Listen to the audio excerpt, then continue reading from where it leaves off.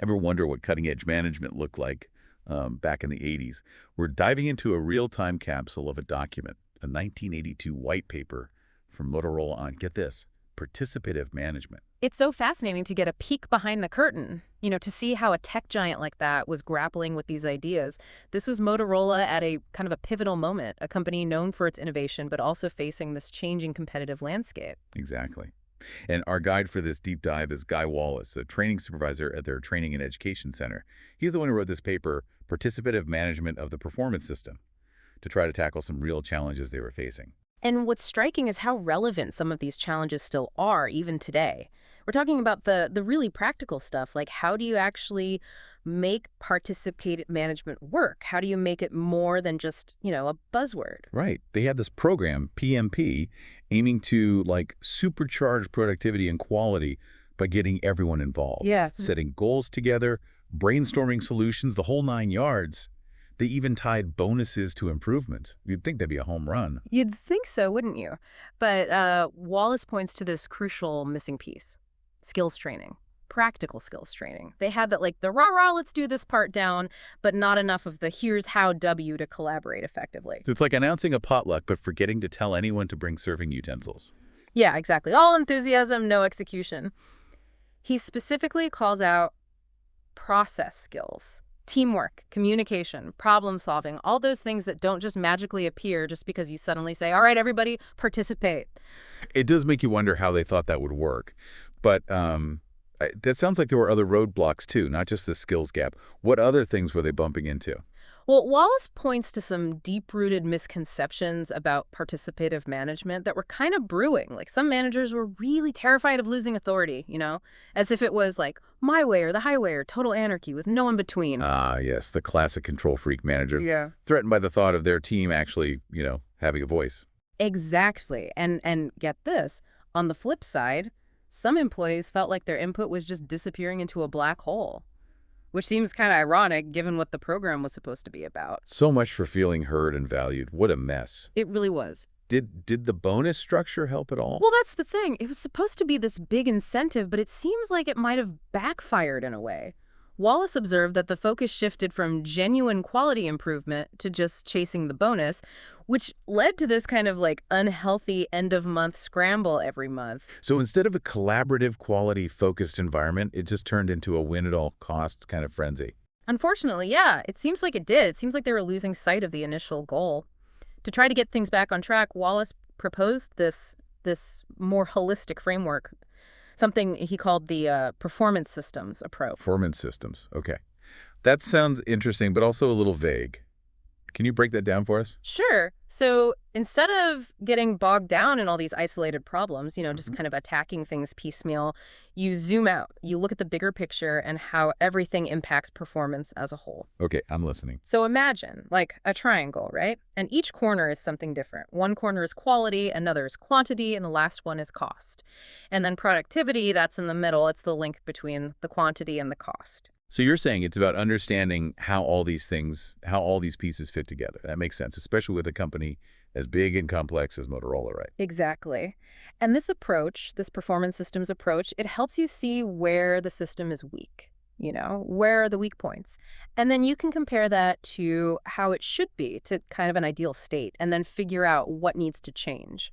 And when you say figure out what needs to change, what does that actually mean? What are you actually doing? Well, Wallace actually gives some concrete examples. Redesigning jobs, for one, or making sure people have the right tools and resources. Maybe it's implementing new training, or tweaking the consequences, the reward and punishment systems, or even just creating feedback loops. So it's about really looking at the whole picture, right? Like all the elements, the people, the processes, the tools, everything.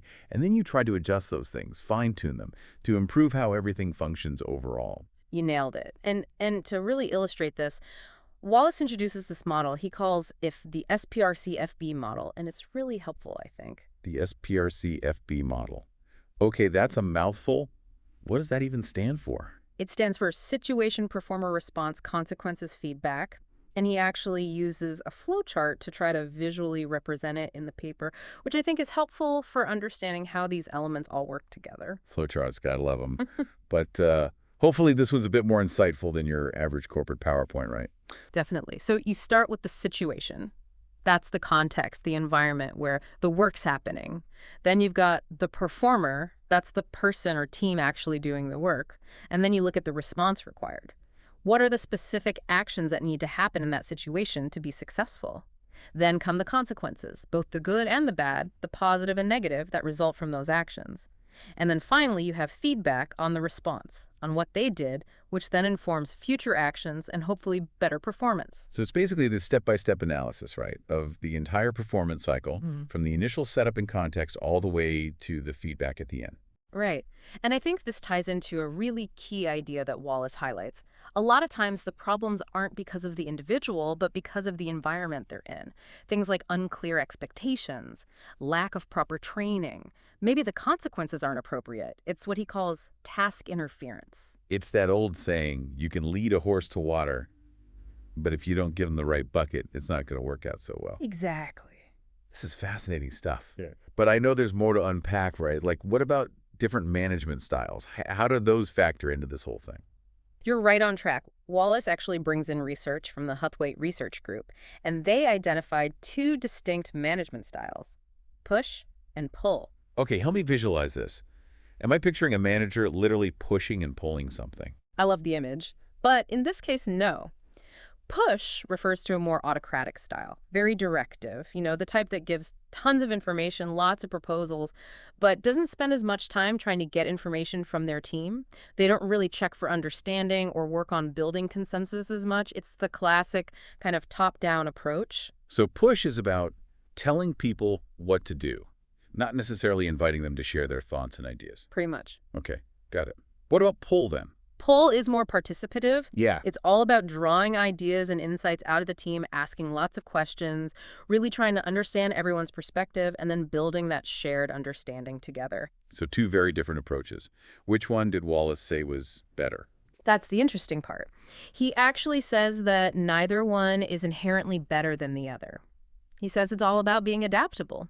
Effective managers, he argues, can adjust their style depending on the situation. He even quotes John Carlyle from the Huthwaite Group, who said that having both push and pull tools in your management toolbox essentially makes you a more effective leader overall. So it's not an either-or situation, but more about knowing when to push and when to pull, depending on what's going on. Exactly. Did Motorola actually end up using these models, these push and pull styles, in their training programs? They did. Wallace mentions that they used them in their interpersonal skills training and their sales call to mention programs. And they were even working on a negotiations program that used these same ideas. And it wasn't just Motorola. Xerox was using these models too. Wow, that's really interesting. It's like getting this little glimpse into how management training was evolving back then. Okay, before we move on to the next part, you mentioned that Wallace made a connection between participative management and those performance systems you were talking about earlier. Yes. He makes the point that while they're definitely different concepts, they actually share a common philosophical foundation. So they're different but share the same DNA in a way. Exactly. It all boils down to some basic beliefs about what motivates people at work. First off, people need to know how to do their job well. That might seem obvious. Right. You can't expect someone to perform well if they haven't been given the right training or support. Exactly. Second, people generally want to do good work. They really do. But the consequences, good or bad, are going to shape how they behave. It's that classic carrot and stick approach we always hear about. Sure, but it's more nuanced than that. It's not just about rewards and punishments. It's about creating a culture where good work is recognized and appreciated and where people feel safe to make mistakes and learn from them. So creating a culture where people feel supported, not like they're walking on eggshells all the time. Right. And this leads to the third thing they share. People work best, they thrive, in an environment where they know what's expected of them, where the standards are clear, and where they're getting regular feedback. That makes a lot of sense. It sounds like creating that kind of environment with those three elements would be essential for both participative management and the performance systems approach to really work. Absolutely. But let's shift gears for a second. We've talked a lot about the theory, but I'm curious, how did Motorola actually put these ideas into practice? Yeah, let's dive into that. It's one thing to talk about it, but another thing to actually make it happen. Right. And it's important to remember that Motorola was already pretty on board with this whole participative management thing. They already had the PMP program up and running with the whole committee structure and everything. So they had the structure in place, but they needed the tools to actually make it work the way they wanted it to. Exactly. So they brought in the performance systems approach. They started incorporating those push and pull management styles. And they also started using statistical quality tools. It was all part of creating this more effective system. We talked about those statistical quality tools earlier. Didn't Wallace have some reservations about them? Something about oversimplifying. He did. He uses this analogy that I think really illustrates his point. Imagine you take your car to the mechanic because it's making a weird noise. I know where this is going. Instead of actually taking the time to figure out what's wrong, the mechanic just starts checking your tire pressure and your fluids, all the routine stuff. Treating the symptoms without addressing the root cause. I've been there. Right, and that's what Wallace was getting at. He relates this back to Duran's idea of a diagnostic journey. It's a much more deliberate, methodical approach to problem solving. You don't just jump in with solutions. You take the time to really understand the problem, figure out what's causing it, come up with a targeted solution, and then, of course, you have to implement that solution and see if it actually works. So you're saying it's just as important to understand the why behind a problem as it is to have the tools to fix it. Exactly. It's about being thoughtful and strategic, not just throwing things at the wall to see what sticks. That makes a lot of sense. So we've talked about the theory, we've talked about the tools they used. Now I want to know, how did this PMP program at Motorola actually work in practice? What did it look like day to day? Picture this. Information is constantly flowing up and down throughout the entire organization. We'll call it an upward flow and a downward flow. Okay, I'm picturing it. Kinda. Tell me more. So the upward flow is all about employees being able to share their thoughts and ideas. They could offer suggestions for improvement, give feedback on what was working and what wasn't, that kind of thing. The important thing was that people on the front lines, the ones actually doing the work, had a voice and were being heard. That's interesting. And what about this downward flow? That's where the management side comes in. Downward flow was about communicating the company's goals and strategies, making sure everyone was clear on the overall plan. It was also about sharing expectations, setting standards, and giving feedback on individual and team performance. So a continuous loop, basically, with information and feedback flowing both ways to make sure everyone's on the same page and working towards the same goals. Exactly. And those committees we talked about earlier, they played a key role in making this whole system work. Right, the committees, we talked about all those different levels, group, sector, corporate, business center. It's a lot to keep track of. It is, isn't it? Each level had a specific role to play in making this two-way communication system actually function. Okay, remind me again who was responsible for what. Sure. So at the very top, you had the group sector/corporate committees. They were the big picture thinkers. They were responsible for setting the overall direction, figuring out the company-wide goals, strategies, and plans. They also played a big role in getting resources for the program and figuring out the whole incentive system. Okay, so they were steering the ship, basically. What about those business center committees? Think of them as the translators. They took those big picture ideas and figured out how to make them work in their specific business unit. They'd allocate resources, set priorities for their team, and really just make sure that things moved from the planning phase to actually getting done. So they were the bridge between the big ideas and the day-to-day work. Exactly. Then you had the functional operational steering committees.